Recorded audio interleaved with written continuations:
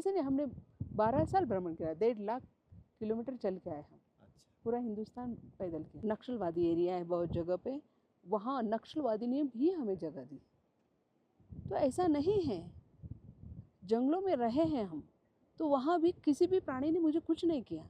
जा रहे थे ऐसे, हाथी ऐसे आए थे, आगे से हाथी, जंगली हाथी, जंगली हाथी छोड़ता नहीं किसी को, वो बहुत डेंजर रहता है। हमें इतना रोना आया, इतना रोना आया, मेरी ठकुराइन मेरे सामने, और मैंने उसको राधे राधे भी नहीं बोला।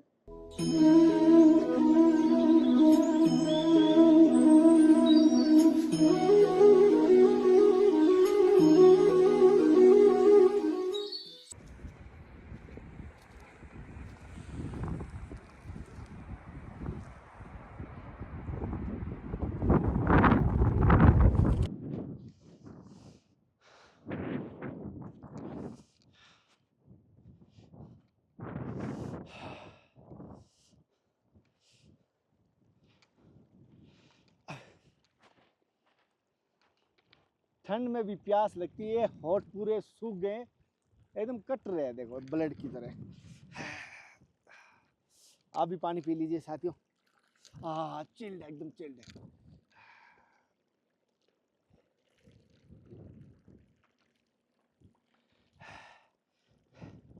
पानी मीठा तो बहुत है।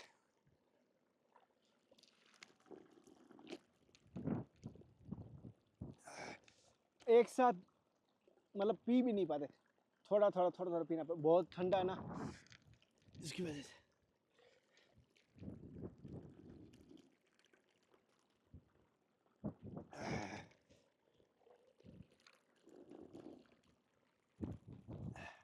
आराम आ गया। अब आगे चलते हैं संतों की तलाश।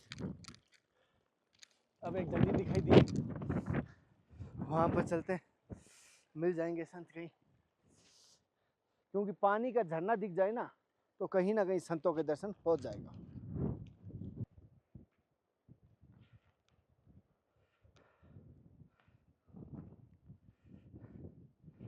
नमस्कार साथियों, आपका दोस्त, आपका भाई, आपका साथी, संतों के चरणों का छोटा सा दास कन्हैया शर्मा एक बार फिर आपको उस धर्म की यात्रा के माध्यम से संतों की तलाश करने के लिए आया हूं और संतों के दर्शन करवाने के लिए आया हूं। दर्शन तो खुद कर रहा हूं, आपको भी करवा रहा हूं। ऐसा है कि संतों का कहना भी है, दर्शन करवाने का भी फल है, दर्शन करने का भी फल है।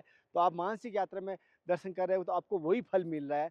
तो सभी से कहूँगा, अगर आपको धर्म की यात्रा किस प्रकार लग रही है, जो वापस मैंने हिमालय की यात्रा शुरू की है, जैसे कि मैं वापस आया हूँ, वापस आया हूँ, शुरुआत हो चुकी है, तो आपको किस प्रकार लग रही है धर्म की यात्रा की ये सारी नई सीरीज, नई जर्नी, इसके बारे में कमेंट करना। पहाड़ों में संतों की तलाश बड़े संघर्ष के साथ कर रहा हूँ। जैसे आप देखा, पूरा पैदल पहाड़ पे चढ़ के यहाँ तक पहुँचा हूँ। कितनी ठंड में, कितनी ठंड के बीच में प्यास भी लगती है, ठंड भी लगी है, सभी कॉम्बिनेशन साथ में बैठता है। तो ऐसे संतों के दर्शन करूँगा। और आज भगवान की कृपा से सुना है यहाँ पर एक संत रहते हैं गुफा के अंदर, छोटी सी पहाड़ की पत्थर के नीचे ऐसे गुफा की जैसे नुमा बना के रखा है। मुझे ये जानकारी मिली थी तो मैं इसी की तलाश में आ गया हूँ। और ज़्यादा सांस फूल जाती है तो माफ़ी चाहता हूँ। आगे चल के आपको बताता हूँ, संतों के दर्शन करते हैं और यात्रा आप भी इंजॉय कीजिए। मानसिक यात्रा में आप मेरे साथ हैं।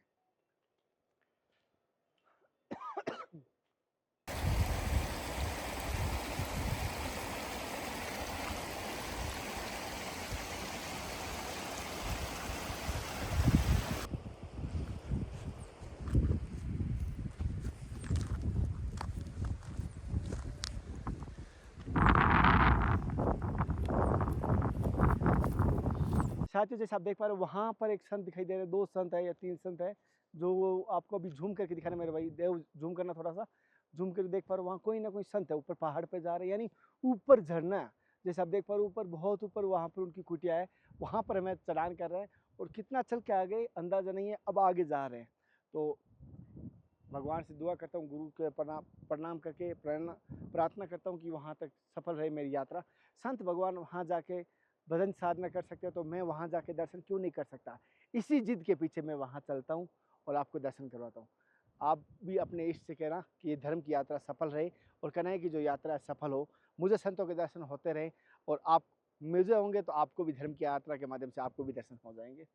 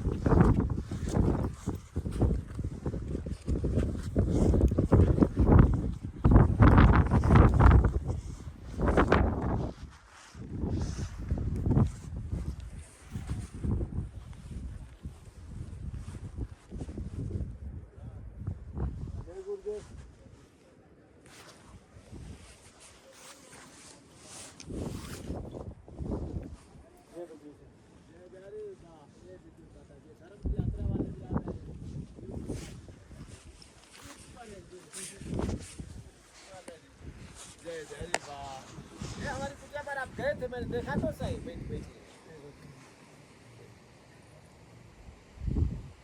कौन है भगा रहा है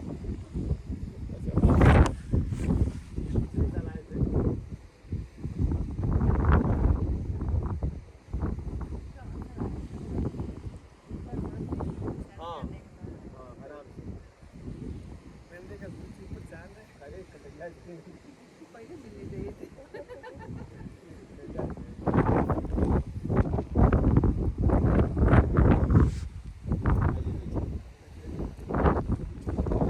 ये तो जंगल है जहाँ जगह शहर में जाएंगे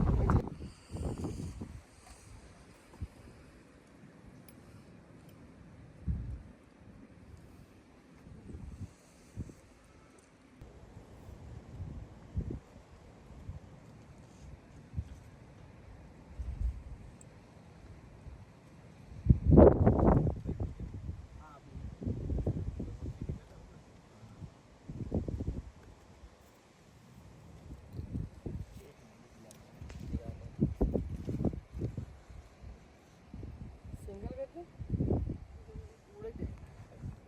राधे कृष्ण। जी पहले तो मेरी तरफ से समस्त भक्तों की तरफ से आपके चरणों में साक्षात दंडवत प्रणाम। राधे राधे बाबू, राधे राधे। तो माता जैसे कि आप वृंदावन बरसाना थे और वहाँ से राधा रानी की नगरी से आप उत्तराखंड हिमालय में आए हो और इन पहाड़ों में क्या कारण ऐसा हुआ क्या नहीं घटना नहीं नहीं नहीं, एक्चुअली क्या हुआ, पिछली बार हमने यही चातुर्मासा किया। हम 12 साल की भारत भ्रमण में थे। तो 12 साल के भारत भ्रमण में हमारा ये धाम एक था। इसीलिए जब हमने पिछली बार यहाँ किया चातुर्मास, तो यहाँ का शायद प्रभु की ही कृपा से हम यहाँ हैं। हमारे मन में भी नहीं था, नहीं तो हम बरसाने में एकदम बहुत खुश थे। ऐसी बात नहीं वहाँ खुश नहीं थे, बहुत खुश थे। और सब कुछ अच्छा है वहाँ, एकांत भी था, सब कुछ था। मगर शायद बद्रीनाथ भगवान हमें यहाँ लेके आए हैं और यही कारण है, दूसरा कोई कारण नहीं। 8 दिन से हम बेचैन थे और परसों के ही दिन सुबह हमने बोला कि हम जा रहे हैं। बस हमारा तो कोई मालिक ही नहीं इनके अलावा, जा रहे तो जा रहे। और निकल पड़े। महाराज जी को फ़ोन करके बोला, महाराज जी हम वहाँ आ तो रहे हैं, कहीं कुटी है तो देख लो। महाराज जी ने कहा ज़रूर माता जी। माता जी से कहना नहीं चाहिए आपने जो सीधा निकल गए, लेकिन आज की तारीख में कोई माता अगर शादी बनती है, लड़का तो कैसे ही करके निकल जाता है, बन जाता है, कहीं पर व्यस्त हो जाती है, लेकिन एक साध्वी के लिए, एक बहन के लिए, मेरी माता के लिए व्यवस्था बहुत ज़्यादा सोचना पड़ता है और गंभीर बात होती है। तो किस प्रकार इस पार किया आपने इस बात को? वो तो हमारा 12 साल की भारत भ्रमण की जो यात्रा हुई, उस दरमियान हमें तो आदत हो गई थी, इसलिए हमें ज़्यादा टफ नहीं लगा। मैंने कहा सब कुछ मेरे ठाकुर जी करते हैं। हमने नेपाल, भूटान, आसाम, पश्चिम बंगाल, बिहार, झारखंड, उड़ीसा, आंध्र प्रदेश, तमिलनाडु, कर्नाटक, महाराष्ट्र, गुजरात, राजस्थान, एमपी, ये सब पैदल किया है। 12 साल भ्रमण किया। तो उस दरमियान यहाँ आए पिछले साल, तो हमें इसका तो पैदल ही आए थे हम पिछली बार यहाँ। अच्छा, नीचे से? हाँ, नीचे से नहीं, हमने 12 साल भ्रमण किया, 1.5 लाख किलोमीटर चल के आए हम। अच्छा, पूरा हिंदुस्तान पैदल किया। तो हमें इतना ऐसा नहीं लगा कि ये नहीं हो सकता। बस अभी शरीर कमज़ोर है हमारा, घुटने का प्रॉब्लम है और साथ नहीं दे रहा, उम्र बढ़ गई है। तो मैंने कहा कोई बात नहीं, ठाकुर जी चाहते तो सब कुछ होता है, तो ये भी हो जाएगा। तो जैसे कि माता जी एक बात पूछना चाहता हूँ, जैसे आपने कहा पूरा भ्रमण किया, लेकिन आपके जीवन का अनुभव और सार क्या रहा? बहुत इंटरेस्टिंग और बहुत ही सुंदर। जो ये जैसा आपने कहा, जो लड्डू खाता है उसी को मालूम, तो यही बात सत्य है। जो करेगा उसी को वो अनुभव रहेगा। हमने ये देखा कि जब भी हम जंगलों में घूमे, तो मेरे प्रभु कंटिन्यू मेरे साथ है और कहीं भी मेरे साथ है। बस विश्वास का भाग है। आपकी जो अगर श्रद्धा अटल है, तो आपको कोई कुछ भी नहीं कर सकता, कितना भी बुरा आदमी है। आसाम में जो नक्सलवादी एरिया है बहुत जगह पे, वहाँ नक्सलवादी ने भी हमें जगह दी। तो ऐसा नहीं है, जंगलों में रहे हैं हम, तो वहाँ भी किसी भी प्राणी ने मुझे कुछ नहीं किया। क्या है ये? तो कुछ है ही नहीं, ये सब ये है। जब जो चाहता है तब होता है। ये जब तक चाहते हैं आपका शरीर रहे, आपकी साधना हो, तब तक होगा। ये नहीं चाहते हैं तो आप बस वही ख़त्म हो जाएगा, कारण कुछ भी बनेगा।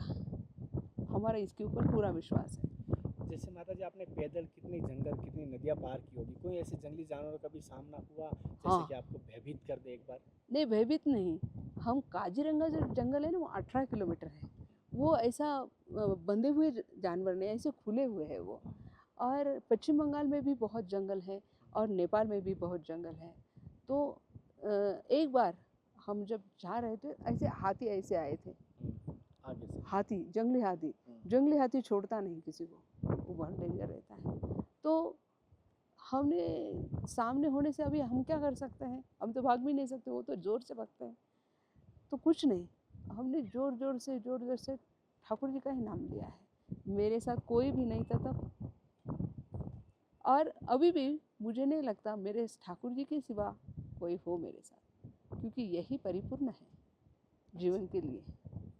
और माता जी जैसे बहुत सारी माताएं बहनें इस मार्ग पर आना चाहती है, जैसे आप स्त्री हैं, आप माता जी है, साध्वी है, तो आप उस बात को भली बात समझ सकती है, तो उनको क्या कहेंगे जो साध्वी बनना चाहती है या घर त्यागना चाहती है, तो क्या कहना चाहती नहीं, ओके, अगर आपका पूरा विश्वास है प्रभु के ऊपर तो आप कर सकते हैं।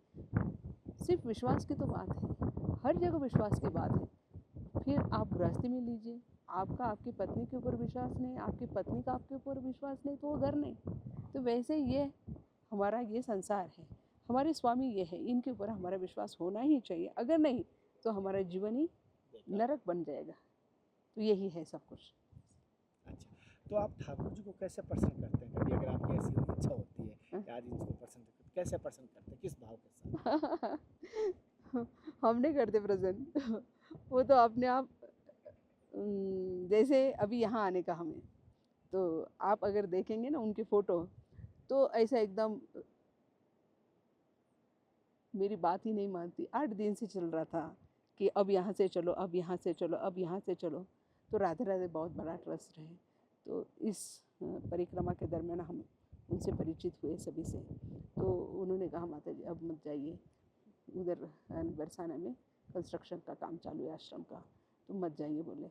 मगर मैंने कहा हम क्या गृहस्थी है जो ये आश्रम खड़ा करके सबका स्वागत करने का, आओ खाओ पियो रहो जाओ, ये नहीं होगा। हमें जिस कार्य के लिए ठाकुर जी ने चुना है वो कार्य हमें करने का है। ये आपका कार्य है भाई, आप संभालिए, हम क्यों संभालें, सही ना। हमारा तो साधना ही काम है। अभी यहाँ भी मेरे पास आप ये सामान देख रहे हैं, मगर इसमें चूल्हा नहीं है और भोजन बनाने का साहित्य कोई नहीं है। मैं यहाँ भोजन नहीं बनाने वाली। क्यों नहीं बनाने वाली, उसमें टाइम जाता है। मेरे में इतनी ताकत नहीं कि मैं वो करूँ। कुछ खाने की चीज़ें फल फूल साथ में लिए हैं तो वो लेंगे, और आइचित कोई ला के देता है, जैसे माता जी ने बोला पाल लीजिए, तो रोज़ रोज़ तो मैं माता जी के यहाँ का नहीं लूँगी। कोई कभी बोलता है तो ले लिया, नहीं तो नहीं, यही खाएंगे। क्योंकि ये नहीं होगा हमसे, जो होगा ही नहीं उसमें हाथ डालने से क्या फ़ायदा, सही ना। अभी वातावरण यहाँ ठंडा है, तो ठंडा वातावरण है तो हम ज़रूर यहाँ, पिछली बार हमने हवन किया था तो यहाँ थोड़ा सा हवन करने की चेष्टा करेंगे बस।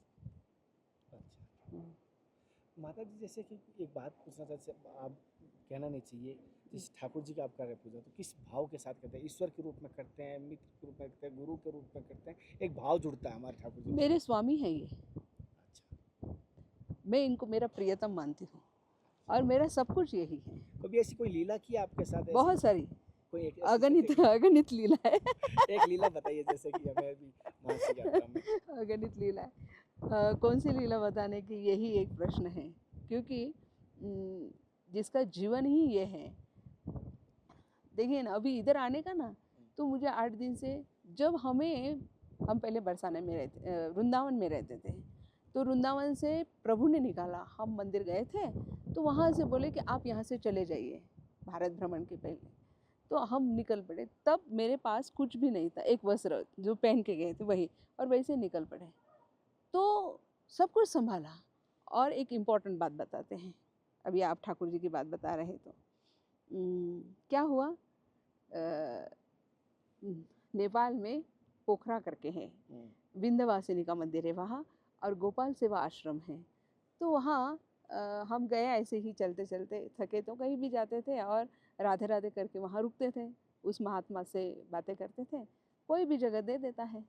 तो कहाँ से आप, मैंने कहा वृंदावन से, ऐसा ऐसा। बोले आपको तो भागवत आता होगा। ऐसा उन्होंने बोला। तो मेरे मुंह से हाँ निकल गया। मुझे भागवत नहीं आता था, मैंने कभी भागवत नहीं किया था, तो कैसे निकल गया मुझे मालूम नहीं। हम झूठ नहीं बोलते, मगर कैसे निकल गया मुझे मालूम नहीं। हाँ, मैंने कहा क्यों नहीं करते हैं।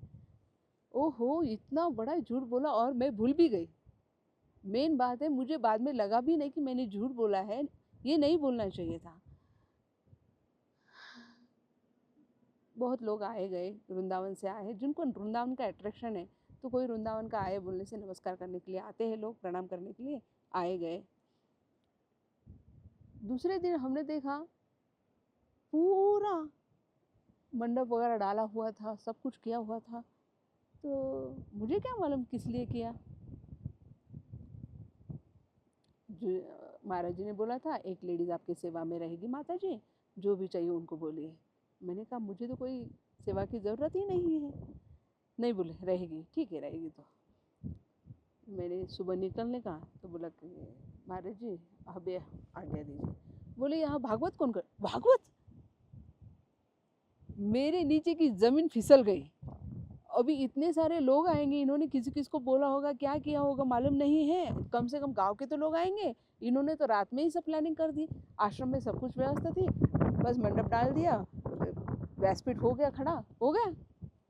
तो बोले माता जी हमने तो सबको मैसेज भी भेजे हैं, आपको तो अभी भागवत करना पड़ेगा। यहाँ 9 दिन आपको रहने का, 7 दिन भागवत होगा और बाद में सब करने के बाद आपको जाने का।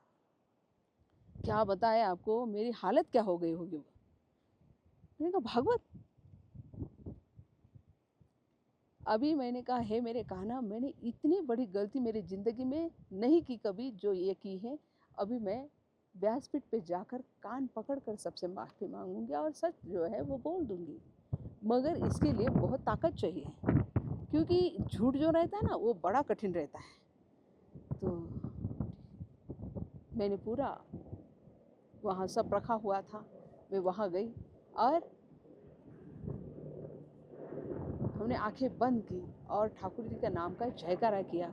और आप यकीन नहीं करेंगे, न भूतो न भविष्यति ऐसा वहाँ भागवत हुआ, जो मुझे यकीन भी नहीं आता। लोगों ने हमारे लिए चांदी के बर्तन तक लाए भोजन के लिए। इतना सुंदर हुआ, इतना सुंदर हुआ। और हम जाते थे और आंखें बंद करते थे, कुछ भी नहीं आता था हमें, कुछ भी नहीं आता। मुकम करोति वाचालम जो श्लोक है ना, वो यूं ही नहीं है। तब हमें उसका एहसास हो गया। तो आप मुझे बताइए, अगर मेरे प्रभु ऐसे हैं तो मैं किसी का सहारा क्यों लूँ। हाँ, और फिर कितने, अभी तो कितने सारे भागवत हुए, कितनी सारे श्रीमद् भगवत गीता के पाठ हुए, कितने पारायण हुए, क्या क्या हुआ, मगर स्टार्टिंग की जो बात है वो पता।